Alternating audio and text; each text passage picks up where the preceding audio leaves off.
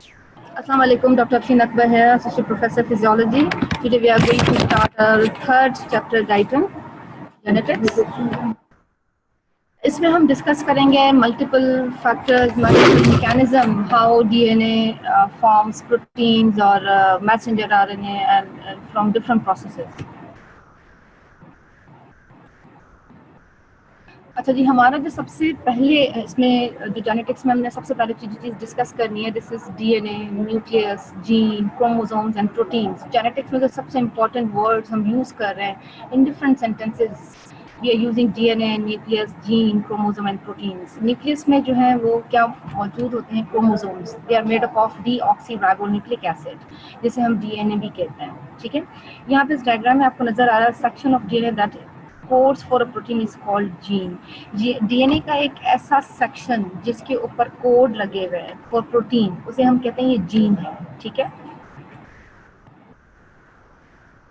यहाँ पे आपको एक सेल है जिसके अंदर न्यूक्लियस नज़र आ रहा है, और न्यूक्लियस में हम देख रहे हैं कि यहाँ पे ये डीएनए मौजूद है।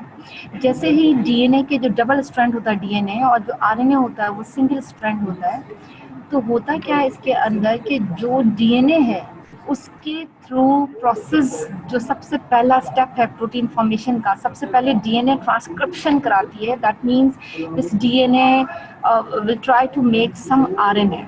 ठीक है, अब ये जब डीएनए आरएनए बना देता है ना, इसे हम कहते हैं ये मैसेंजर आरएनए इसने बनाया है। ठीक है, ये मैसेंजर आरएनए कुछ स्टेप्स से गुजरने के बाद यहाँ से न्यूक्लियस से निकल जाता है बाहर की तरफ इनटू साइटोप्लाज्म।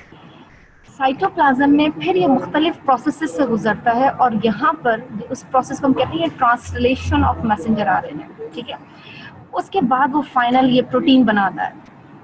अब ये जो प्रोटीन बन रही है, इसका काम क्या है? ये सेल ग्रोथ करवा रही है, ये रिसेप्टर्स बना रही है, ये सेल मेम्ब्रेन को हेल्प आउट कर रही है, इंटीग्रल प्रोटीन, पेरिफेरल प्रोटीन और एंड सो ऑन। जितनी भी सेल की मशीनरी है उसको प्रोटीन चाहिए, और ये प्रोटीन बनेगी कहाँ से?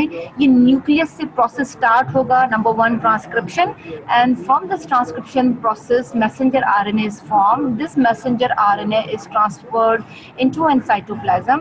ठीक है, और साइटोप्लाज्म में फिर ये मुख्तलिफ स्टेजेस से गुजर के, जिसे हम कहते हैं ट्रांसलेशन के प्रोसेस से गुजरेगी, और फाइनल इसने प्रोटीन बना लिया। अब जब ये प्रोटीन बन जाएगी साइटोप्लाज्म के अंदर, उसके बाद ये प्रोटीन जो है वो ट्रांसफर होती रहेगी डिफरेंट जगहों पे जहाँ पे इसकी जरूरत होगी। आप साथ में यहाँ पे ये डायग्राम देखेंगे, जीन आपको नजर आ रही है, डीएनए। ठीक है, डीएनए के एक स्पेसिफिक स्पेस के ऊपर, एक जगह के ऊपर जहाँ पे कोड्स बने हुए for protein, this is called gene. ठीक है, ये ट्रांसक्रिप्शन प्रोसेस होगा, ये आरएनए बनाएगा, आरएनए के बाद ट्रांसलेशन होगी, एंड फाइनली प्रोटीन फॉर्मेशन होगी। अब ये प्रोटीन का काम कर रही है, रिपीट कर रही हूँ, सेल स्ट्रक्चर बना रही है, सेल के फंक्शन प्रोवाइड कर रही है, सेल के एंजाइम्स बना रही है, और फिर बहुत सारे काम। ठीक है, DNA contains genes, a sequence of nucleotide bases. ठीक है, डीएनए जो है, न्यूक्लियस के अंदर डीएनए मौजूद है, हम देखेंगे उसके पास जीन्स हैं, बहुत सारे सीक्वेंस हैं, उसके पास बहुत सारे कोड्स मौजूद हैं न्यूक्लियोटाइड बेसिस के। These genes code for polypeptide proteins, और वो जो जीन्स हैं उनके ऊपर पॉलीपेप्टाइड प्रोटीन के जो है वो कोड्स मौजूद हैं। Protein are used to build the cell and do much of the work inside the cell. ये बात मैं अभी बता चुकी हूँ मैं आपको कि वो स्ट्रक्चर बना रही है, वो चैनल्स बना रही है, वो हर तरह की प्रोटीन के लिए जो है वो हेल्प आउट कर रही है, और एंजाइम्स बना रही है, और जितनी भी सेल के इनसाइड काम चल रहा है उसके लिए ये प्रोटीन चाहिए। और ये कहाँ से आएगी? ये डीएनए के पास जो जीन्स हैं उनके पास न्यूक्लियोटाइड बेसिस हैं, और उन न्यूक्लियोटाइड बेसिस और जीन के पास कोड्स हैं उन प्रोटीन्स के लिए, ताकि वो मुख्तलिफ स्टेजेस से गुजर के वो ये प्रोटीन्स बना सकें। Genes and proteins. Proteins are made up of amino acid linkage together by a polypeptide bond. अब अमाइनो एसिड की जो चेन्स होती हैं ना, ये चेन्स किस तरह से बनती हैं? ये पॉलीपेप्टाइड होती है, या हम कह सकते हैं कि अमाइनो एसिड की chains are called as polypeptides. ठीक है, पॉलीपेप्टाइड जो है वो अमाइनो एसिड बनाएंगे, अमाइनो एसिड जो है वो फाइनली प्रोटीन बना रहा है। ठीक है, 20 तरह के डिफरेंट अमाइनो एसिड्स जो हैं वो एग्जिस्ट करते हैं, कि अमाइनो एसिड की जो चेन्स आपस में बनेंगी वो पॉलीपेप्टाइड्स कहलाएंगे, और फाइनली इन अमाइनो एसिड ने जो है वो प्रोटीन बनानी होती है।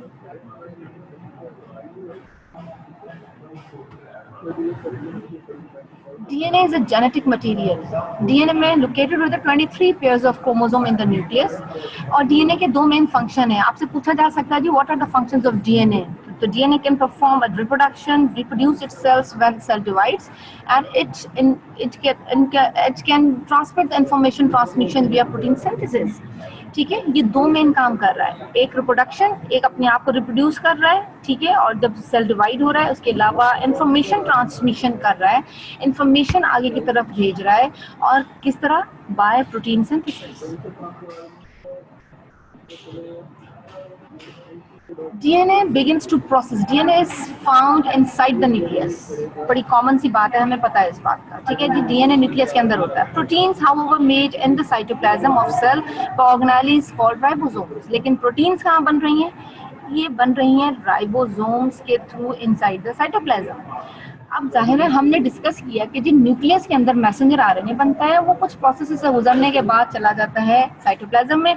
साइटोप्लाज्म में कुछ प्रोसेस से गुजरने के बाद जो है वो प्रोटीन बनती है। सो फाइनल जो प्रोटीन की फॉर्मेशन की जो जगह है वो है राइबोसोम्स। राइबोसोम्स में be free in the cytosol और sometime attach in the surface of rough endoplasmic reticulum.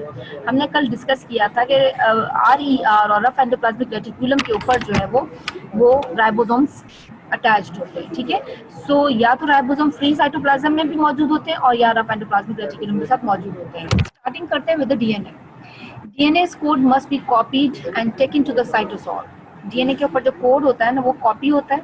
मैं ये आपको एक बिल्कुल ही इस एक स्लाइड के अंदर एक ब्रीफ सा बता रही हूँ, फिर इन सारी चीज़ों को हम डिटेल में भी डिस्कस कर लेंगे। डीएनए का कॉपी होता है कोड, ठीक है, और उसके बाद वो साइटोसोल में चला जाता है। साइटोप्लाज्म में या साइटोप्लाज्म में, साइटोप्लाज्म में ये कोड जो है ना वो रीड किया जाता है, must be read. So amino acid can be assembled to make the polypeptide proteins, ठीक है।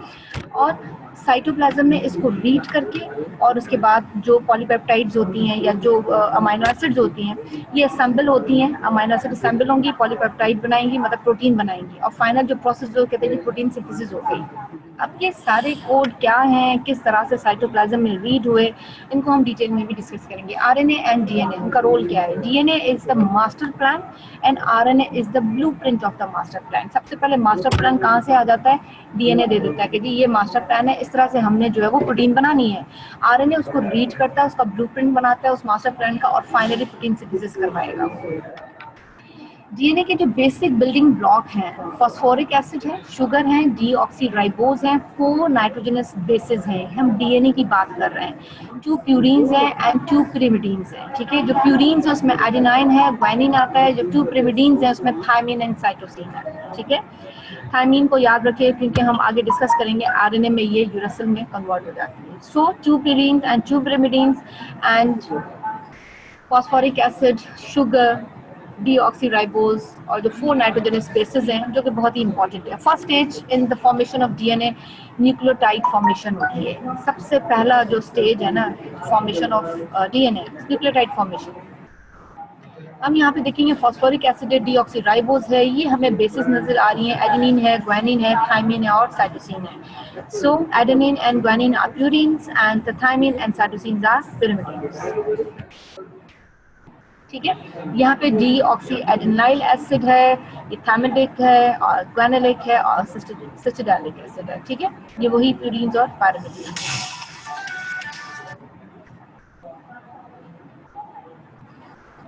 डबल स्ट्रैंड होता है डीएनए, ठीक है। डीएनए में क्या होता है? डबल स्ट्रैंड होता है। और उसके बाद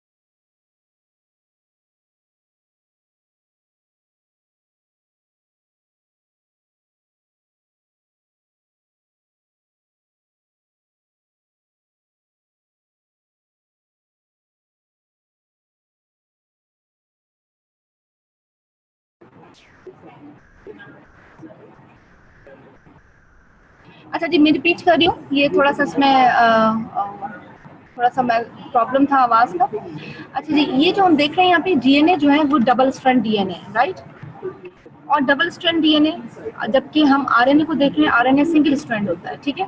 लेकिन हम फाइनली देखते ये हैं कि जब आरएनए डीएनए जो है वो जो डबल स्ट्रैंड है, सीक्वेंस ऑफ न्यूक्लियोटाइड डीएनए और आरएनए, ये बेसिकली डीएनए और आरएनए के अंदर जो सीक्वेंस है न्यूक्लियोटाइड की, वो बेसिकली बताती है कि स्पेसिफिकली अमीनो एसिड की सीक्वेंस ऐसी होनी चाहिए और इस सीक्वेंस के साथ प्रोटीन की सिंथेसिस ही होगी, ठीक है। अच्छा, यहाँ पे हमें डीएनए स्ट्रैंड नजर आ रहा है और डीएनए के स्ट्रैंड के साथ हम देख रहे हैं ये आरएनए बन रहा है, विच इज मैसेंजर आरएनए, ठीक है।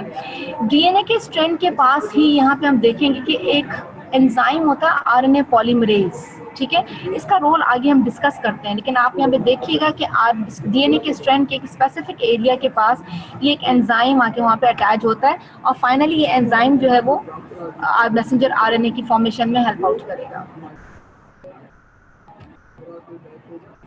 Codon and anticodon. Codon, a sequence of 3 nucleotides on messenger RNA that encode a specific amino acid. Codon हम किसको कह रहे हैं कि सीक्वेंस है 3 न्यूक्लियोटाइड्स का ऑन मैसेंजर आरएनए। डीएनए के साथ जब जाके मैसेंजर आरएनए बनना शुरू होता है तो उस मैसेंजर आरएनए के ऊपर 3 न्यूक्लियोटाइड्स जो है उसकी सीक्वेंस होती है स्पेसिफिक अमीनो एसिड की। और एंटीकोडोन क्या है? सीक्वेंस है 3 न्यूक्लियोटाइड ऑन ट्रांसफर आरएनए। हम आगे देखेंगे कि मैसेंजर जो आरएनए उसके टाइप्स हैं, एक मैसेंजर आरएनए है, एक ट्रांसफर आरएनए है, एक आरएनए है मतलब राइबोसोमल आरएनए, और एक जो है वो माइक्रो आरएनए के नाम से आ जाता है। So here we can see अगर मैसेंजर आरएनए के ऊपर 3 न्यूक्लियोटाइड की सीक्वेंस है for that encodes in specific amino acids, this is called as codon. Similarly 3 sequence of nucleotide अगर ट्रांसफर आरएनए पे हैं that is complementary to the 3 nucleotide in the corresponding codon on messenger RNA, वो उसके anti codons होते हैं, ठीक है। ये जो कोड है ना, ये अपनी एक सीक्वेंस देगा मैसेंजर आरएनए पे, जी मेरा ये कोड है, तो ट्रांसफर आरएनए उसके साथ आकर जब बाइंड करता है ना कि जी ये इसका एंटी कोडोन है, ये आपस में मिल जाता है और फाइनली इन्होंने आगे प्रोटीन सिंथेसिस करनी होती है, ठीक है। सो कोडोन का मतलब है मैसेंजर आरएनए पे 3 sequence of nucleotide that encode the specific amino acids, and similarly anti codons पे उसके वाइस वर्सा हो जाता है। Consequences sequence of nucleotide on transfer RNA वो कॉम्प्लीमेंट्री होता है to the nucleotide in the corresponding codon on messenger RNA, ठीक है। जेनेटिक कोड क्या होता है? A codon designate on amino acid, ठीक है। And amino acid may have more than one code, ठीक है। अब क्योंकि होता है कि 20 अमीनो एसिड्स हैं, so we have 64 possible codons, ठीक है। किसी भी कोडोन जो होता है ना वो अमीनो एसिड की सीक्वेंस को बता रहा होता है कि इस अमीनो एसिड की ये सीक्वेंस है, इससे इतनी स्पेसिफिकली ये प्रोटीन बनेगी। अमीनो एसिड के एक से ज्यादा भी कोडोन्स हो सकते हैं, so we have 20 amino acids totally. So हमारे पास जो पॉसिबल कोडोन्स बनते हैं वो 64 है। तो some codons tell the ribosomes to stop translating, कुछ कोडोन्स ऐसे होते हैं वो कहते हैं कि जी यहाँ पे अब इतनी प्रोटीन बनाना बंद कर दें, ट्रांसलेट बंद कर दें, और कुछ कोडोन्स ऐसे होते हैं जो कि इनिशिएट कराते हैं कि जी यहाँ पे ये इनिशिएट होनी चाहिए protein synthesis. The code is read 3 letter at a time.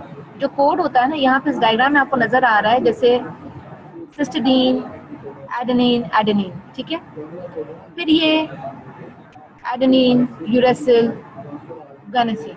अब आप देखेंगे ये तीन जो आप देखेंगे जो लेटर्स है ना इसके अंदर आते हैं, 3 बेसिस, ये बेसिकली एक कोड बनाते हैं, ठीक है। So each 3 letter word is called as codon and each codon correspond to an amino acid that can be added to the polypeptide. ये बेसिकली फाइनली हम ये बताते क्या है कि ये सीक्वेंस रहेगी, ये कोड होगा, इस एंटी कोडोन के साथ मिलेगा तो उसने ये प्रोटीन बनानी है, ठीक है।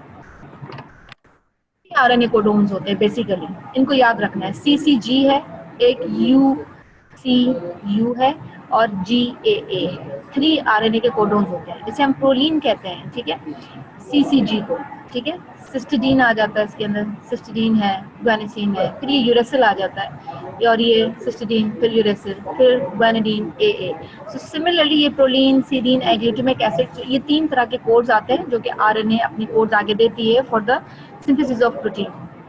आरएनए को हम डिस्कस करते हैं। RNA differs from DNA. कैसे? RNA has an sugar ribose, जबकि डीएनए के अंदर हमने क्या देखा है? डीऑक्सीराइबोस। ठीक है। अदर डिफरेंस मैं पहले एक सेंटेंस में बताया था, अब उस चीज को डिटेल कर रही हूँ कि RNA contains the base uracil, DNA के पास थायमिन होता है। तो RNA molecule is single stranded, जबकि डीएनए जो वो डबल स्ट्रैंडेड होता है। ठीक है।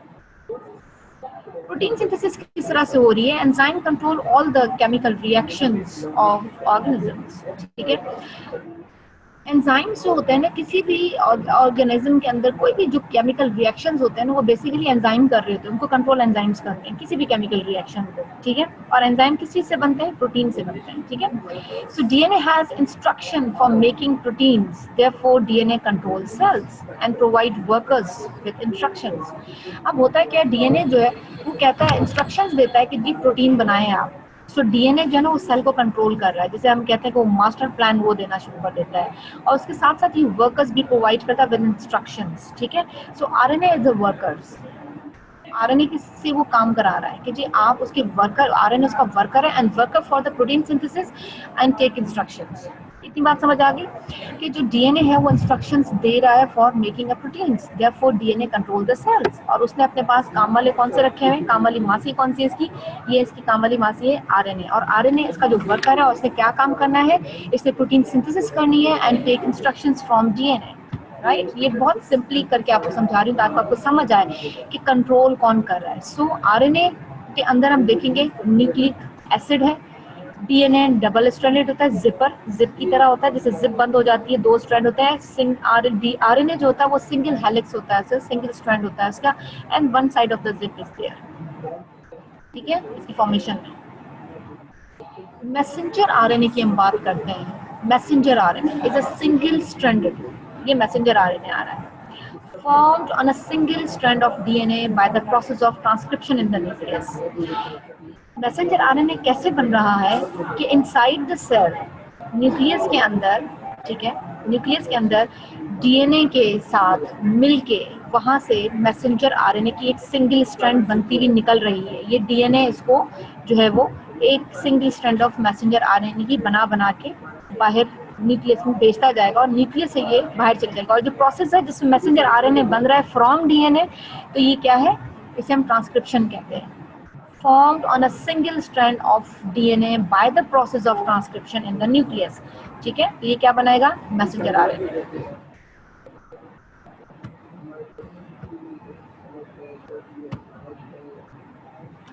चार तरह के RNA: messenger RNA, transfer RNA, ribosomal RNA और माइक्रो आरएनए, जिसे हम एमआईआरएनए कहते हैं। जो मैसेंजर आरएनए वो कॉपीज हैं DNA code and carries the genetic information to the ribosome. अब डीएनए क्या करता है? अपनी दोनों स्ट्रैंड्स में से एक स्ट्रैंड निकालता हुआ, बनाता हुआ messenger RNA with genetic information भेजता है फॉर राइबोसोम्स। इसने तो ये फिलहाल न्यूक्लियस में भेज दिया है माइक्रो मैसेंजर आरएनए को, वहां से वो निकल के बाहर जब जाएगा तो राइबोसोम के साथ जाके मिलेगा।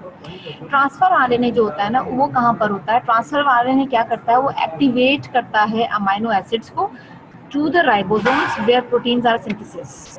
अब ट्रांसफर आरएनए क्या करता है कि वो राइबोसोम्स के जो अमाइनो एसिड्स हैं उनको एक्टिवेट करता है आगे जाके, और वो प्रोटीन की सिंथेसिस में हेल्प आउट कर रहा है। राइबोसोमल आरएनए खुद क्या करता है? Along with the 75 protein make up the ribosomes. ठीक है, राइबोसोमल आरएनए का भी एक फंक्शन है कि वो और 75 प्रोटीनों के साथ मिलके राइबोसोम को खुद को भी बनाता है। भाई देखो, राइबोसोम ऑर्गेनेलीज ये सारी चीजें किस चीज की बनी हुई है? प्रोटीन्स की बनी हुई है। तो ये जो प्रोटीन डीएनए बना के आगे भेज रहा है, मैसेंजर आरएनए भेज रहा है, मैसेंजर आरएनए फाइनली प्रोटीन्स बनानी, तो उन्होंने क्या क्या चीजें बनानी है? सेल का काम करना है, सेल की दीवारें बनानी है, उसके ऑर्गेनेलीज जो टूट फूट के शिकार हो रहे हैं उनको बना रहे हैं। तो ये सारे प्रोटीन जो है उसी में काम आएंगे। माइक्रो आरएनए 21 to 23 न्यूक्लियोटाइड्स होते हैं, regulates the gene transcription and translation. ये माइक्रो आरएनए 21 से 23 न्यूक्लियोटाइड के साथ हैं। ये जीन्स की ट्रांसक्रिप्शन भी करवा रहे हैं, ट्रांसलेशन में भी जो हेल्प आउट कर रहे हैं, जीन को रेगुलेट कर रहे हैं। ठीक है, मैसेंजर आरएनए क्या कर रहा है, डीएनए की कॉपीज उठा उठा के जेनेटिक इन्फॉर्मेशन राइबोसोम के पास भेज रहा है। ट्रांसफर आरएनए क्या कर रहा है, वो राइबोसोम के पास जो अमीनो एसिड्स हैं उनको एक्टिवेट करके प्रोटीन बनवा रहा है। और राइबोसोमल आरएनए खुद और 75 प्रोटीनों के साथ मिलकर खुद राइबोसोम को बना रहा है। माइक्रो आरएनए जो है वो न्यूक्लियोटाइड्स के साथ और के साथ मिलकर इतने न्यूक्लियोटाइड के साथ वो जीन की ट्रांसक्रिप्शन और ट्रांसलेशन को रेगुलेशन करवा रहा है, उसको हेल्प आउट कर रहा है वहाँ। ठीक है, coming back towards the messenger RNA, long straight chain nucleotide की होती है, ये न्यूक्लियस के अंदर बन रही है। These are the copies of DNA and leaves through the nuclear pores, ये फिर न्यूक्लियस से बाहर की तरफ निकलना शुरू कर देती है जैसे ही बनती हैं। ठीक है, इनके पास नाइट्रोजन बेसेस होती हैं, adenine, guanine, cytosine and uracil, so there is no thymine, so no T. ठीक है, ये बात समझ आ गई, adenine, guanine, uracil and cytosine. Messenger RNA carries information for a specific protein, क्योंकि ये डीएनए ने उसको बना के भेजा है, मेड अप ऑफ 100 और 1000 nucleotide unpaired strains, sequence of 3 basis called codon. इनके पास क्या होता है, कोडोन होता है, AUG वाला होगा, मैथ्योनीन, और स्टार्ट कोडोन होता है ये, या जिसे हम कहते हैं चेन इनिशिएटिंग होता है, CI। ठीक है, जो AUG होता है ना, जब भी किसी भी स्ट्रैंड के अंदर, किसी भी सीक्वेंस के अंदर AUG आगे लगेगा, एडेनिन, यूरेसिल, ग्वानिन, ठीक है, तो इसे हम क्या कहते हैं कि ये स्टार्ट कोडोन होता है या ये चेन इनिशिएटिंग होता है। ठीक है, उसके अलावा जहाँ भी आके इसी सीक्वेंस में यूरेसिल एडेनिन एडेनिन, ये यूरेसिल एडेनिन ग्वानिन और यूरेसिल ग्वानिन और एडेनिन लगेगा, इसे हम स्टॉप कोडोन कहते हैं। किसी भी सीक्वेंस में तीनों में से कोई भी आके लगेगा तो क्या हो जाएगा, प्रोटीन बनना स्टॉप हो जाएगी और चेन टर्मिनेट हो जाएगी, चेन वहाँ से बन के एक छोटी सी जितनी प्रोटीन बनाने की बना के आगे भेज देगी। ठीक है, सो मैसेंजर आरएनए के पास क्या होता है, कोड होते हैं। उन कोडों में हम देखेंगे कोड्स में AUGA वो स्टार्ट करता है, UAA, UAG और UGA जो है वो स्टॉप कोड होते हैं। ठीक है, उसके बाद राइबोसोमल आरएनए के पास आ जाते हैं। राइबोसोमल आरएनए जो सिंगल स्ट्रैंड होता है, ये 100 और 3000 न्यूक्लियोटाइड लॉन्ग होता है, इतने न्यूक्लियोटाइड्स होते हैं। इसके बाद 60% राइबोसोम और 40% स्ट्रक्चरल एंजाइम्स इस राइबोसोमल आरएनए के थ्रू बनते हैं। ये भी न्यूक्लियस के अंदर ही जो made inside the nucleus of the cell, उसी के अंदर ही राइबोसोमल आरएनए भी बन जाता है और ये एसोसिएट करता है with proteins to form ribosome. और ये कुछ और जो हमने कहा ना 75 प्रोटीनों के साथ मिलके फिर ये राइबोसोम बनाना शुरू कर देता है। सो ये जो राइबोसोमल आरएनए है ना, ये भी कहाँ पे बन गया है, made inside the nucleus of the cell के अंदर बना। 60% राइबोसोम और 40% ये स्ट्रक्चर्स और बाकी के एंजाइम्स बनाएगा। फिर जब ये राइबोसोमल आरएनए खुद बन जाता है तो ये और प्रोटीन्स के साथ मिलके राइबोसोम की खुद की अपना घर भी बनाएगा कि राइबोसोम खुद भी बना हुआ। ये बेसिकली साइट ऑफ सिंथेसिस है प्रोटीन की and functions along with other RNA. ठीक है, क्यों ये आरएनए है, क्योंकि राइबोसोम्स को बना रहा है, स्ट्रक्चर भी बना रहा है, एंजाइम भी बना रहा है, तो ये बाकी के आरएनए के साथ मिलके काम करता है। अब हम देखते हैं कि कोडोन और एंटी कोडोन किस तरह से काम करते हैं। हमने ये बात की थी कि there are 3 bases, the 3 bases of an anticodon are complementary to the 3 bases of a codon। ठीक है, हम नीचे यहाँ पे इस डायग्राम में देख रहे हैं, यहाँ पे कोडोन लिखा हुआ है, ये 3 है यहाँ पे, ठीक है ना, ACU लिखा हुआ है, फिर इसका एंटी कोडोन आ जाता है। ये ट्रांसफर आरएनए जैसे ये बाहर निकलता है तो ट्रांसफर आरएनए अपने एंटी कोडोन के साथ आके बाइंड करता है। जैसे ही कोडोन के साथ एंटी कोडोन मिलेगा आके तो अमाइनो एसिड की चेन बनना शुरू हो जाएगी। समझ आ रही है ये? एग्जाम्पल क्या है इसकी, कोडोन ACU और उसके साथ एंटी कोडोन आके कौन सा लगा, UGA आके लगा थ्रू ट्रांसफर आरएनए। और ये मैसेंजर आरएनए के पास कोड था, ट्रांसफर आरएनए के पास एंटी कोडोन था। जैसे ही मैसेंजर आरएनए ने अपने कोड्स बाहर शो कर दिए, ट्रांसफर आरएनए ने अपने एंटी कोडोन के साथ बाइंड कर दिए और अमाइनो एसिड की चेन बनना शुरू हो गई।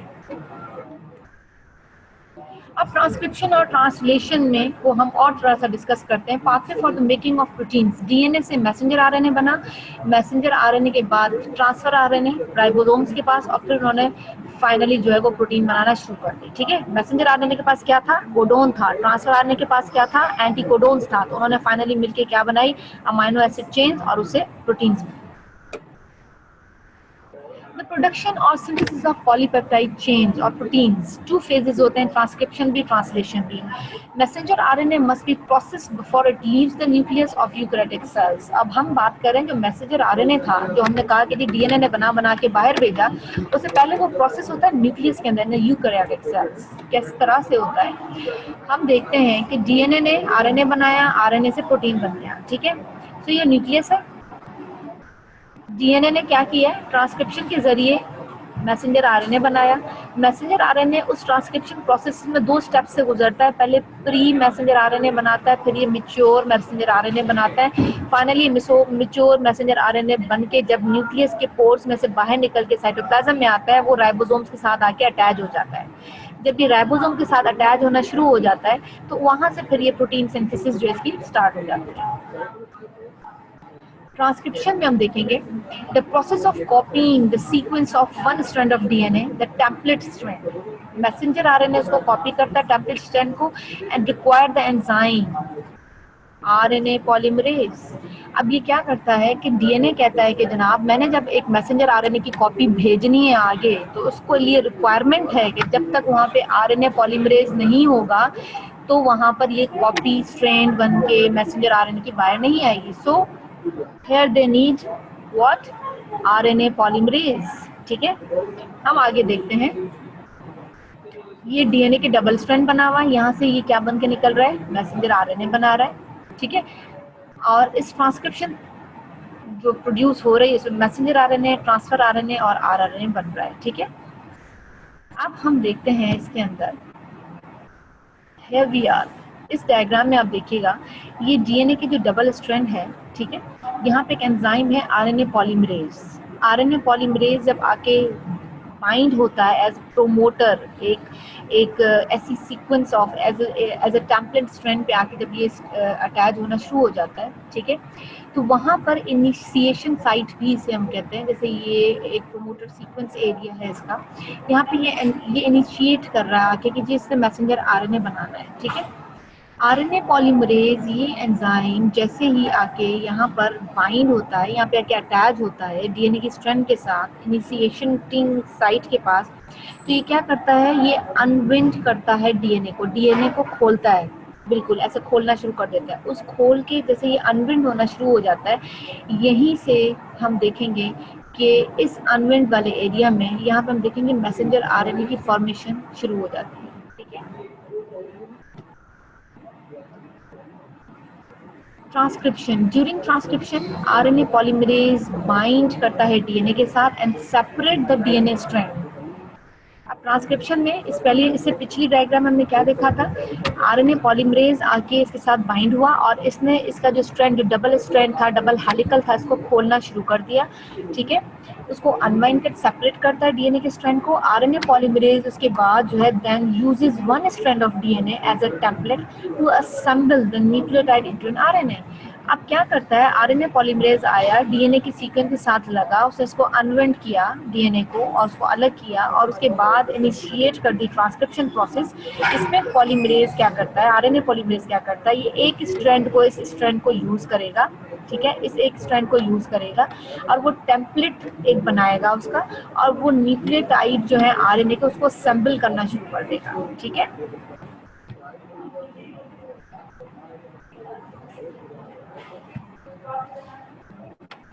Promoters are regions on DNA that show where RNA polymerase must bind to begin the transcription of RNA. So ऐसी साइट जहाँ पे आके RNA polymerase अटैच होता है DNA के अंदर, उस साइट को, उस जगह को प्रोमोटर्स कहते हैं, ठीक है।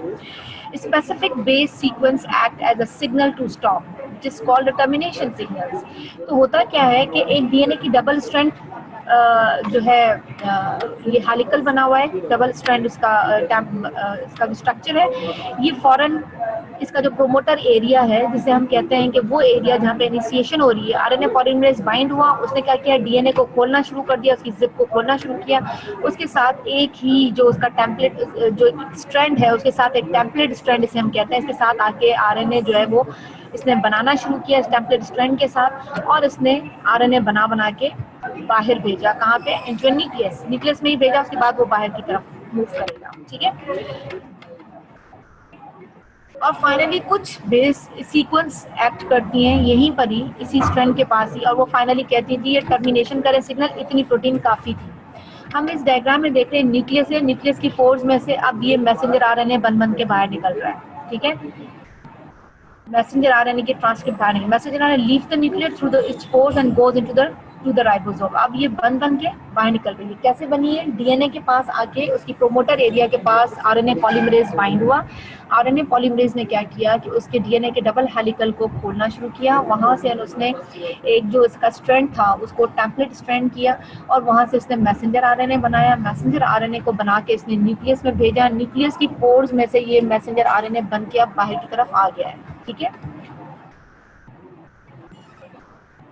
अच्छा जी, इसके बाद transcription occurs when DNA act as a template for messenger RNA synthesis, and translation occur when the sequence of messenger RNA codon determines the sequence of amino acids in the proteins, ठीक है। अब ये DNA double helix था जिसने transcription की, messenger RNA बनाया। Messenger RNA अब यहाँ से घूम फिर के वापस आ गया है, कहाँ पे? वापस राइबोसोम्स के पास। ट्रांसफर आरएनए की बात करते हैं। ट्रांसफर आरएनए कैसा बना हुआ है? ये क्लोवर लीफ शेप का बना हुआ है, ठीक है। आगे इसकी आपको शेप भी दिखाते हैं। सिंगल स्ट्रैंड होता है, molecule with attachment site at one end for amino acid, opposite end has 3 nucleotide bases, जिसे हम कहते हैं इसके पास एंटीकोडोन है। यहाँ पे इसकी डायग्राम देखें, ये क्लोवर लीफ शेप का है। इसकी एक साइड पे अटैचमेंट साइट है जहाँ पे अमीनो एसिड्स हैं, और दूसरी साइड पर जो है वो एंटीकोडोन इसके साथ बाइंड है, ठीक है। All transfer RNAs molecules have a same basic structures. So इसकी एक साइड पे हम देखेंगे अमीनो एसिड की अटैचमेंट साइट है, एक साइड पे यहाँ पर एंटीकोडोन है। ट्रांसफर आरएनए के मॉलिक्यूल रिजेंबल करता है क्लोवर लीफ की शेप के साथ, ठीक है।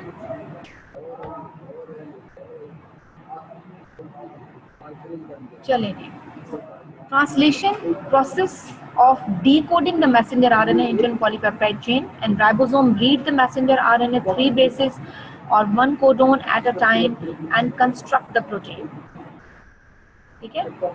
अब राइबोसोम्स की बात करते हैं, made up of large and small सब यूनिट्स। अब हम राइबोसोम के अपने स्ट्रक्चर के बारे में बात करते हैं। होता क्या है कि जो मैसेंजर आरएनए बन के आया वो आके पहुंच जाता है राइबोसोम के पास। राइबोसोम उसको रीड करता है और उसके अकॉर्डिंगली अपनी प्रोटीन्स बनाना शुरू करता है। लेकिन राइबोसोम का अपना स्ट्रक्चर कैसा है? उसके पास 2 तरह की छोटी छोटी सी, जैसे हम नहीं कहते पानी की गड़ियां होती हैं, छोटी छोटी सी पानी के गड्ढे होते हैं, सिमिलरली इसी तरह से राइबोसोम्स बने होते हैं। ये नीचे देखिए किसी साथ राइबोसोम अटैच होते हैं एंडोप्लाज्मिक रेटिकुलम के साथ। राइबोसोम के एक घड़े को देखेंगे, उसमें एक स्मॉलर सब यूनिट है, एक लार्जर सब यूनिट है, ठीक है। ये स्मॉल सब यूनिट नजर आ रहा है और नीचे वाला का जो घड़ा है वो लार्ज सब यूनिट है, ठीक है। सो ये कंपोज किस तरह से बना हुआ है? ये छोटे से जो घड़े हैं 60% आरआरएनए से बने हुए हैं और 40% कुछ और प्रोटीन्स ने बन के मिल के इस घड़े को बनाया हुआ है, ठीक है। इसकी 2 साइड्स है, it have 2 sides for transfer RNA. के पास 2 साइड्स हैं ट्रांसफर आरएनए के लिए। एक अटैचमेंट ए है और एक अटैचमेंट इसकी पी है, ठीक है। ये राइबोसोम स्मॉल और लार्ज सब यूनिट का बना हुआ है। ये किस तरह से बनता है? 60% आरआरएनए इसको बनाता है, 40% कुछ और मिलके प्रोटीन्स ये राइबोसोम के गड़े बनाते हैं। इसके पास 2 साइट्स हैं फॉर ट्रांसफर आरएनए, एक पी एंड दूसरा ए के साथ, ठीक है। Proteins and amino acids. Ribosomal RNA is formed in nucleolus and finally ये कहाँ पे आ जाता है? ये साइटोप्लाज्म में आ जाता है। अब ये इसके गड़े हमें नजर आ रहे हैं, ठीक है। ये ट्रांसफर आरएनए ये इसके साथ आके बाइंड हो जाता है। अब हम देखते हैं इनके गड़ों को। अब इन डायग्राम्स को आगे बड़े ध्यान से देखिएगा। जो नंबर 1 इनिशिएशन है कि इसने प्रोटीन बनानी है, ट्रांसक्रिप्ट करनी है। मैसेंजर आरएनए ट्रांसक्रिप्ट करता है स्टार्ट कोडोन के साथ। एयूजी हमने डिस्कस किया था, स्टार्ट कोडोन होता है, बाकी सारे स्टॉप कोडोन है। ये अटैच करता है विद स्मॉलर राइबोसोमल सब यूनिट के साथ। ये जो स्मॉल सब यूनिट है ना उसके साथ आके बाइंड हो जाता है, ठीक है। स्मॉल सब यूनिट जो वो खुद अटैच होता है लार्ज सब यूनिट के साथ, ऐसा ही है। तो क्या होता है? ये मैसेंजर आरएनए आके इसके साथ यहाँ पे बाइंड आ गया ट्रांसक्रिप्शन के लिए। अब इसकी जो राइबोसोम्स है उसके ऊपर एक पी साइट है, एक ए साइट है, ठीक है। और फिर हमने देखा कि स्मॉल सब यूनिट है और ये लार्ज सब यूनिट है। अब फिर इसके लार्ज सब यूनिट के पास दो बाइंडिंग साइट्स हैं, ए साइट और इसकी पी साइट है। स्टेप 2 में क्या हो जाता है, ये जो राइबोसोम जो है वो मूव करता है इसके ऊपर ही, ये जो यहाँ पर जो हमें ये मैसेंजर आरएनए की स्ट्रैंड नजर आ रही है ना, जहाँ पे ये फाइनली बनाता हुआ जा रहा है, ये क्या करता है, ये मूव करता चला जाता है, इसको सीधा करना शुरू कर देता है, ये फिर रहा होता है उसके ऊपर जो messenger RNA. To transfer RNAs with their amino acids move into site A and site B of the ribosome, और पेप्टाइड बाउंड जो है वो ज्वाइन करता है अमीनो एसिड्स को। अब आगे वाले डायग्राम में देखिएगा, हमने बात की थी कि स्मॉलर सब यूनिट है, लार्ज सब यूनिट है, मैसेंजर आरएनए इसके साथ आके अटैच हो गया। अब अटैच होने के साथ साथ क्या करता है, ये मैसेंजर आरएनए जो ये पूरा खुद बना हुआ है ना, ये मूव करता है ऐसे ऐसे करके आगे बढ़ता चला जाता है। तो होता क्या है, जैसे ही ट्रांसफर आरएनए आता है ना, तो वो ट्रांसफर आरएनए आके इस मैसेंजर आरएनए के साथ इसका जो साइट ए है साइट बी है उसके साथ आके इधर एंटी कोडोन अपना इस मैसेंजर आरएनए के साथ आके लगाएगा, और वो इसकी साइट ए के ऊपर यहाँ पे आके बाइंड हो गया, ये साइट अभी खाली है। दूसरा मैसेंजर ट्रांसफर आरएनए आएगा, वो उसकी दूसरी साइट पे लग जाएगा। आप डायग्राम्स को आगे देखते जाइएगा। दूसरा ट्रांसफर आरएनए आया, ये इसकी साइट पे लगकर चला गया। अब ये जो पहला लगा था ना, इसने कोडोन के साथ मिलके एंटी कोडोन के साथ ये इसके साथ मिला, और अब हम देखेंगे नेक्स्ट डायग्राम में इसने क्या बना दिया है, इसने एक प्रोटीन इसने एक यहाँ से प्रोटीन बना के इसको बाहर निकाल दिया, ये बाहर आ गया, फिर ये जगह खाली हो गई, ये दूसरा आया, इधर जमा हो जाएगा, तीसरा आएगा, फिर इसकी जगह पे जमा हो जाएगा। तो इसमें हो क्या रहा है कि जो राइबोसोम्स की जो लार्जर सब यूनिट है, जो स्मॉलर सब यूनिट के साथ आकर क्या अटैच हो गया था, मैसेंजर आरएनए के पास क्या थे, कोडोन्स थे। ट्रांसफर आरएनए हमारे पास मौजूद था, न्यूक्लियस में बना था, वो वापस आ गया था यहाँ पर, कहाँ पर इसमें न्यूक्लियस के जरिए आ गया था हमारे पास साइटोप्लाज्म में। साइटोप्लाज्म में ये आकर देखता है कि जो लार्जर सब यूनिट के पास दो बाइंडिंग साइट्स हैं A and P, Aahista Aahista करता हुआ ये ट्रांसफर आरएनए जो है ये अपनी जगहों पे अटैच होना शुरू हो जाएगा। एक अटैच होगा कोडोन एंटी कोडोन या अमीनो एसिड्स बनाएगा और इस जगह को छोड़ देंगे, आगे चले जाएंगे। दूसरा आएगा इसकी जगह ले लेगा, तीसरा इसकी जगह ले लेगा, ठीक है, ये हमने देखा यहाँ। फिर ये दूसरा आ गया, तीसरा आ गया, फिर ये चौथा इसका वेट कर रहा है, अभी हम देख रहे हैं ये चौथा इसका वेट कर रहा है, ठीक है। फिर हमने देखा कि ये अपनी जगहें छोड़ते चले जा रहे हैं। अब फाइनली आप ऊपर की तरफ देख रहे हैं कि ये 1 और ये 2 amino acid A amino acid ये बना क्या रहा है, ये पॉलीपेप्टाइड बॉन्ड बनाता जा रहा है, ये प्रोटीन बना रहा है आगे, ठीक है। ये एक ट्रांसफर आरएनए ने जगह छोड़ दी, इसने बाउंड बना दिया, दूसरी ने जगह छोड़ दी, इसने बाउंड बना दी, ये तीसरी भी अब जगह छोड़ेगी, ये बाउंड बनाता चला जाएगा, ठीक है।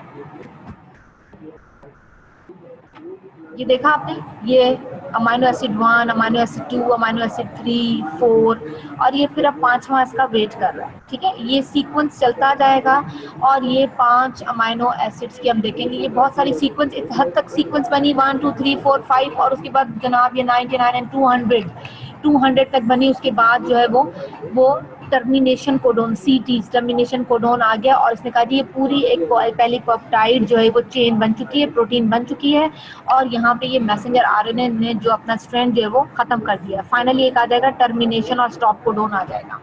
सबसे पहले कौन सा आता है, मैं ये डायग्राम दोबारा दिखाती हूँ आपको। हमने क्या कहा था कि राइबोसोम जो मौजूद है साइटोप्लाज्म के अंदर, उसके स्मॉलर सब यूनिट है, लार्जर सब यूनिट है। लार्जर सब यूनिट के पास बाइंडिंग साइट्स होती हैं ए और पी, और ये जो स्मॉलर सब यूनिट है उसके पास मैसेंजर आरएनए आके उसके साथ बाइंड हो जाता है, ठीक है। फिर हमने देखा कि ट्रांसफर आरएनए जो है वो भी आके अमीनो एसिड वो आके एंटी कोडोन्स इसके साथ बाइंड होना शुरू हो जाता है। इस डायग्राम में भी देखेंगे ये जो मैसेंजर आरएनए के साथ यहाँ पर जो हम राइबोसोम देख रहे हैं, वो राइबोसोम यहाँ पे फिरता चला जाता है, ठीक है। जैसे ही ट्रांसफर आरएनए इन कोडोन के साथ अटैच होते चले जाएंगे, ये अपनी प्रोटीन के ऊपर ये येलो है ये इसके साथ बाइंड करते जाएंगे, ये growing polypeptide chain of amino acid है, और ये दूसरे ट्रांसफर आरएनए यहाँ से गायब होते चले जाएंगे। डायग्राम्स में इसमें हमें बहुत अच्छा सा नजर आ रहा है, एक साइड पे एक अटैच हो गया ट्रांसफर आरएनए, दूसरा के दूसरी जगह पे अटैच हो गया कोडोन के साथ एंटी कोडोन, और उन्होंने फाइनली अमीनो एसिड की चेन बनाना शुरू कर दिया। यहाँ पे देखिए दूसरा आके पॉलीपेप्टाइड बॉन्ड स्टार्ट हो गया, दूसरा, फिर सिमिलरली सर तीसरा आगे बना, चौथा बना, फिर ये देखिए पॉलीपेप्टाइड की चेन बन रही है यहाँ पे, सही है, ठीक है। और फाइनली एक वक्त आता है कि यहाँ पे टर्मिनेशन कोडोन आ जाता है और ये 200 अमीनो एसिड की एक चेन बन जाती है, जिसे हम कहते हैं ये प्रोटीन है, ठीक है। एंड प्रोडक्ट क्या है हमारा, फाइनली इस सारी उसमें कि हमें प्रोटीन मिल गई है, अमाइनो एसिड 1 2 3 4 5 और फाइनली ये बहुत सारी बीच में गुजरी और 200 अमाइनो एसिड की एक चेन बनी which is called as protein. The end product of protein synthesis of primary structure of protein, ठीक है, a sequence of amino acid bounded together by a polypeptide bound, ठीक है। मैसेंजर आरएनए स्टार्ट कोडोन है इसके पास, ठीक है, और उसके बाद है स्टॉप कोडोन भी है। स्टार्ट कोडोन है AUG, स्टॉप कोडोन है UAA, ठीक है, और फाइनली इसने क्या बनाया, प्राइमरी स्ट्रक्चर प्रोटीन का बनाया। यहाँ तक किसी को बात ना समझ आई हो तो you can freely ask any question students.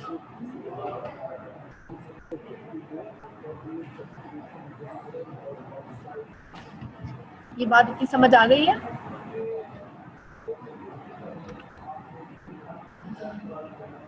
And operon is a functioning unit of DNA present on same chromosomal DNA strand, ठीक है। operon क्या है, एक functioning unit है DNA का जो कि chromosomal के DNA same strand के ऊपर मौजूद होता है। इसके ऊपर cluster होता है genes का under the control of single promoter, ठीक है। डीएनए के ऊपर एक फंक्शनिंग यूनिट होता है जिसे हम ओपिरॉन कहते हैं। ओपिरॉन का मतलब ये है कि डीएनए के उस क्रोमोसोमल स्ट्रैंड के ऊपर बहुत सारी जीन्स इकट्ठी होती हैं जो कि कंट्रोल करती हैं उस प्रोमोटर को, तो हम कहते हैं ये ओपिरॉन है, ठीक है।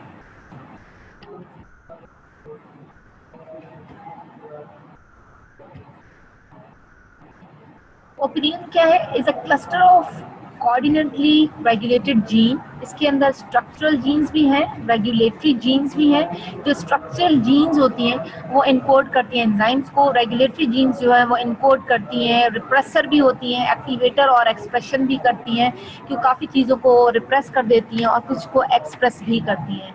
और रेगुलेटरी इसकी साइट कौन सी है, जहाँ पे ओपिरॉन और बहुत सारा क्लस्टर ऑफ जीन्स होता है, वो प्रोमोटर और ऑपरेटर्स होते हैं। वहाँ पर उन एरियाज को हम और या उन साइट्स को हम प्रोमोटर भी कहते हैं, ऑपरेटर्स भी कहते हैं, जहाँ पे क्लस्टर ऑफ जीन्स होती हैं। वो क्लस्टर ऑफ जीन्स जो है या जो है वो कोई चीज़ इनिशिएट कर देती हैं और कुछ को जो है वो रिप्रेस भी कर देती है।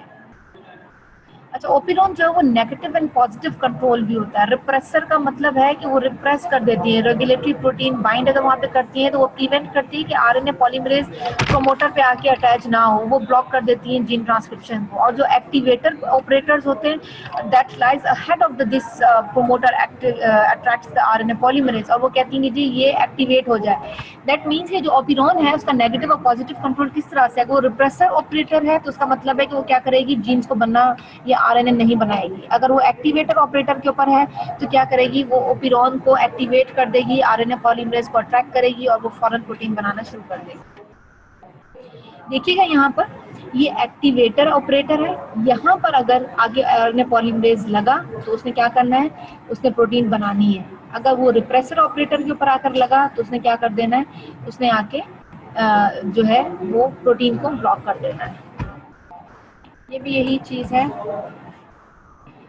जीन एक्सप्रेशन, जेनेटिक रेगुलेशन क्या, व्हाट इज जीन एक्सप्रेशन, ये डेफिनेशन अक्सर आपसे पूछी जाती है। Regulation of gene expression can occurs at any point in the pathway of transcription, RNA processing and translation, ठीक है। जीन एक्सप्रेशन है कि जीन एक्सप्रेशन जो है वो ट्रांसक्रिप्शन और आरएनए प्रोसेस के किसी भी इसको जो है वो रेगुलेट करती है, जीन का function, control of gene function.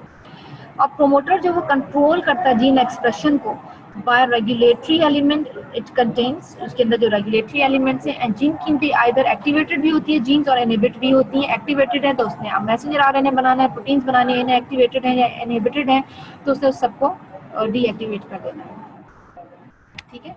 ये एंजाइम रेगुलेशन, इनहिबिशन और एक्टिवेशन की बात कर रहा है। एपोप्टोसिस हम कहते हैं, 10 मिनट हाँ, तो मैम आपने मुझे फर्स्ट वीक का चेंज करवाया था ना, एपोप्टोसिस टॉपिक्स को कैंसर एंड सेल डिफरेंशिएशन, मैं 2 मिनट में आ रही हूँ। एपोप्टोसिस हम कहते हैं, apoptosis and cancer and cell differentiation. अब सेल डिफरेंशिएशन में हम देखते हैं changes in physical and chemical properties of cells as they proliferate to form different body organs and structures in the embryo, ठीक है। अब सेल डिफरेंशिएशन क्या होती है कि जैसे फिजिकल और केमिकल प्रॉपर्टीज हैं सेल की कि वो प्रोलिफरेट करते हैं, form a different body, different organ और different structure in an embryo. अगर implanted intestinal mucosal cells of a frog into an frog ovum, तो क्या हो जाएगा, ओरिजिनल ओवोम न्यूक्लियस जो वो रिमूव हो जाता है और फॉर्मेशन हो जाती है एक न्यू फ्रॉग की इसके अंदर। दिस इज कॉल्ड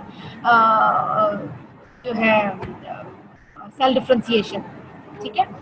एपोप्टोसिस हम कहते हैं प्रोग्राम्ड सेल डेथ को, when the cells are not required any more, जो पुराने हो जाते हैं, जिनकी जरूरत नहीं होती, they come threat to be organism, they undergo program cell death. तो ये एक बॉडी का नेचुरल प्रोसेस हो जाता है, जिन सेल्स की जरूरत नहीं होती वो खुद ही जो है वो एक प्रोसेस ऑफ एपोप्टोसिस में चले जाते हैं। कुछ ऑर्गेनेलीज, कुछ सेल्स ऐसे होते हैं जिनके अंदर जो है वो सारे प्रोग्राम्स खत्म हो चुके होते हैं, वो they are not capable of doing their functions properly, so वो एक प्रोसेस में चले जाते हैं। इनिशिएटिव उसमें कुछ प्रोटीएसेस, कुछ कैस्पेसिस, एंजाइम्स इनिशिएट हो जाते हैं और उस सेल को खत्म कर देते हैं। Normally balance by the formation of new cell in the human body.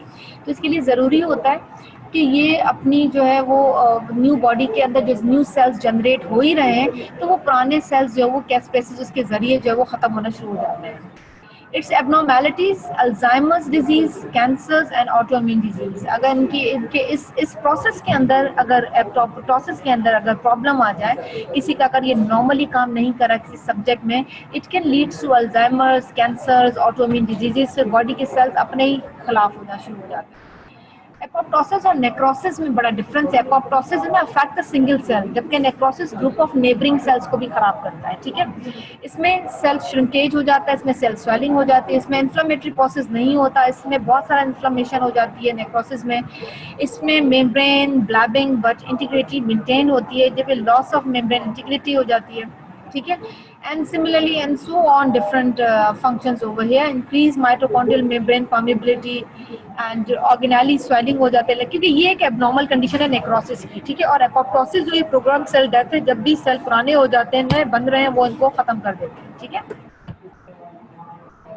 ये normal osmotic pressure causes swelling, cell lysis, ये नेक्रोसिस की तरफ गया। ठीक है। एक नॉर्मल सेल जो है वो इन चेंजेस में गया टुवर्ड्स नेक्रोसिस। ये नॉर्मल सेल यहाँ पे मेम्ब्रेन ब्लैबिंग हुई इसकी इस तरह से, उसके बाद ये सेल कंटेनर रीपैकेज, ये एपोप्टोसिस में चला गया। ठीक है। So this process is normal apoptosis and this is an abnormal process, and if there is any problem and the cells is going into necrosis, it may lead to different diseases in the body. Cancers is caused by the mutation or by some other abnormal activation of genes. Oncogenes abnormal genes होती हैं 100 के करीब, anti oncogene suppressor activator, और oncogenes होती हैं loss of inactivation of anti oncogenes और activation of oncogenes leads to cancer. अगर oncogenes जो होती हैं वो एबनॉर्मल जीन्स होती हैं, एंटी ऑन्कोजीन्स जो होती हैं वो होती हैं सप्रेसर एक्टिवेशन ऑफ ऑन्कोजीन्स. ये खतरनाक है ऑन्कोजीन्स. एंटी ऑन्कोजीन्स क्या करती है, वो इसको सप्रेस करके रखती है. ठीक है. अगर किसी सब्जेक्ट में एंटी ऑन्कोजीन्स की खराबी हो जाए तो क्या हो जाएगा, ये एक्टिवेट हो जाएंगी ऑन्कोजीन्स और मरीज में क्या आ जाएगा, कैंसर. सो बॉडी के अंदर एंटी ऑन्कोजीन्स का होना जरूरी है. अगर ये सप्रेस हो गई तो ये एक्टिवेट हो जाएंगी ऑन्कोजीन्स और कैंसर कॉज करेंगी. ठीक है. जरूरी नहीं है कि बॉडी में सारे सेल्स म्यूटेट कर जाएं, कैंसर में कन्वर्ट हो जाएं. म्यूटेटेड सेल का जो सर्वाइवल होता है ना, less than normal cell, therefore they die. ठीक है. Mutated cell have normal feedback control that prevent excessive growth. Potentially cancerous cells are destroyed by body's immune system. ठीक है. And usually several different oncogenes are required simultaneously to cause the cancers. तो क्या कहता है ये कि cancerous cells जो है ना वो डिस्ट्रॉय हो जाती है बॉडी के अपने इम्यून सिस्टम के साथ ही. इसीलिए बहुत ज़्यादा ऑन्कोजीन्स की ज़रूरत होती है साइमल्टेनियसली दैट कॉज कैंसर. ठीक है. इसीलिए जो हम बात कर रहे हैं कि जी एंटी ऑन्कोजीन्स का होना बहुत ज़रूरी है, तो अगर एंटी ऑन्कोजीन्स सप्रेसर की सप्रेशन हो जाएगी तो ऑन्कोजीन्स एक्टिवेट हो जाएंगी. So usually for having a cancer in some subject, there is several different oncogenes must be required simultaneously at the same time that can cause cancers. Probability कितनी है, कितने chances है mutation can be increased if a person is exposed to अगर कोई subject बहुत ज़्यादा X-rays की तरफ एक्सपोज है, यूवी की तरफ है, chemical substances like aniline dyes हैं, सिगरेट स्मोक है, 1/4 of all cancer deaths carcinogen cause करता है सिगरेट स्मोकिंग भी। फिजिकल इरिटेंट है, कंटिन्यू एब्रेजन्स ऑफ जीआईटी, मतलब रैपिड माइटोसिस, अगर जीआईटी में बार बार जो है वो एब्रेजन्स आ रही हैं। और हेरिडिटी टेंडेंसी भी होती है कैंसर की for certain families. Laboratory animals, lab animals में RNA and DNA viruses can cause cancer, leukemia cause करते हैं। इन्वेसिव कैरेक्टरिस्टिक्स क्या है कैंसर सेल्स के? Do not follow the growth limits. अगर किसी सब्जेक्ट को कैंसर हो जाता है तो कैंसर का जो उसके कैरेक्टर से जो उसकी क्वालिटी है, तो वो क्या करते हैं, ग्रोथ लिमिट को फॉलो नहीं करते, वो कहीं भी ग्रो करना शुरू करते हैं। लेस एडहेसिव होते हैं as compare to the normal cell, ये आपस में इतने जुड़े नहीं होते, ये स्प्रेड करते हैं to the tissues different way. सब प्रोड्यूस एंजियोजेनिक फैक्टर्स, इसका मतलब है उनके अंदर जो है न्यू ब्लड वेसल्स जनरेट होती हैं, इनकी न्यूट्रिशन इंक्रीज हो जाती है वहाँ पे उन ब्लड वेसल्स की वजह से, ताकि कैंसर ग्रो कर सके। ठीक है, सो ये इनकी क्वालिटी, अगर कहीं पे कैंसर ग्रो करता है, एक को बढ़ता चला जाता है, फैल जाता है, अपनी ब्लड वेसल्स बना लेता है, अपनी न्यूट्रिशन खुद ही पैदा कर लेता है और वो खुद बढ़ता रहता है। ठीक है, ये नॉर्मल सेल्स है, एक नॉर्मल सेल है जो डिवाइड हुआ और इस तरह से ये डिवाइड हुआ, नॉर्मल सेल डिवीजन। लेकिन if this cells goes into an cancerous cells with damage DNA, वो इस तरह से ग्रो करेगा। ठीक है, एपोप्टोसिस का हम डिस्कस कर चुके हैं, प्रोग्राम सेल डेथ होती है। यहाँ तक अगर किसी को, कोई बच्चे को बात समझ ना आई हो तो वो मुझसे पूछ सकता है। जी, आप बच्चों में अभी भी किसी को कोई बात ना समझ आई हो, all of you are free to ask any question. Students, translation, transcription, ये सबसे इम्पोर्टेंट है, आपको कोडोन का पता हो। ठीक है, ओके, स्लाइड 70 एंड 75। अच्छा जी, ये कहता है म्यूटेटेड सेल का जो सर्वाइवल होता है ना, जो जिस सेल में म्यूटेशन आ जाती है उसका सर्वाइवल कम होता है नॉर्मल सेल के मुकाबले में। नॉर्मल सेल के पास तो सारा कुछ होता है, वो जिंदा रहता है। होता क्या है कि अगर किसी सेल में थोड़ी सी म्यूटेशन आती है तो फौरी तौर पे हमारा जो नॉर्मल बॉडी का मैकेनिज्म है ना, उसको खा पी के सीधा कर देता है। हमारे पास जो सिस्टम है जनाब फैगोसाइटोसिस का, जो कल हम डिस्कस कर चुके थे। लेकिन होता क्या है कि अगर बॉडी के अंदर कैंसरस पोटेंशियल हो, ठीक है, potentially cancerous cells are destroying, जिनके अंदर होता है ना कि ये सेल कैंसर में जाएगा, तो नॉर्मली बॉडी क्या करती है, उन सेल्स को इम्यून सिस्टम उसको खत्म कर देता है, जैसे फैगोसाइटोसिस के जरिए। लेकिन बहुत सारी कैंसर होने के लिए जरूरी होता है कि बहुत सारी ऑन्कोजीन्स एक्टिवेट हो जाए बॉडी के अंदर। वो कब एक्टिवेट होगी? जब एंटी ऑन्कोजीन सप्रेस हो जाएगी बॉडी में ड्यू टू सम रीजन। कौन सी रीजन हो सकती है? यूवी लाइट हो सकती है, एक्सरेज, केमिकल रिएक्शंस हो सकते हैं, कुछ सब्जेक्ट बहुत ज्यादा जो है वो सिगरेटें पीता है उसकी वजह से हो सकता है, या जीआईटी को बहुत सारी अंदर से जख्म आ रहे हैं तो उस वजह से वहाँ पे बार बार रैपिड माइटोसिस हो के, या किसी की सब्जेक्ट की फैमिली में जीन्स हो कैंसर्स की। अगर ये चीजें मुसलसल रहीं और तो बॉडी का इम्यून सिस्टम वीक हो जाता है, ऑन्कोजीन्स उसके ऊपर हावी हो जाती हैं और सब्जेक्ट के अंदर जो है वो कैंसर शुरू हो जाती है। ठीक है, अब कौन कौन सी चांसेस किस किस चीज़ों से हैं? ज़्यादा X rays, UV light, aniline dye, cigarette smoking, physical continue abrasion of GIT, heredity tendency, ये सारी चीज़ें अगर होंगी तो ये कैंसर की तरफ सब्जेक्ट को ले जाती है। समझ आ रही है? सो लैब एनिमल्स में आरएनए एंड डीएनए वायरसेस भी हैं जो कॉज करती हैं कैंसर। लेबोरेटरी एनिमल्स में एक्सपेरिमेंट किए गए लाइक ल्यूकीमिया, जो ब्लड कैंसर को ल्यूकीमिया कहा जाता है। और अगर कहीं पे कैंसर हो जाए तो उसकी क्वालिटी होती है कि वो कभी ग्रोथ लिमिट को नहीं देखती, like here in this diagram.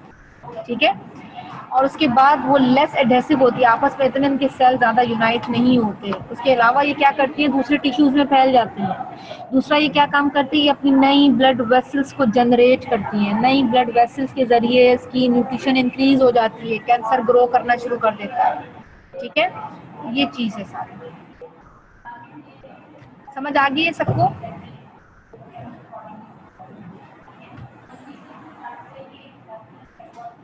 I hope you all can understand. Allah Hafiz.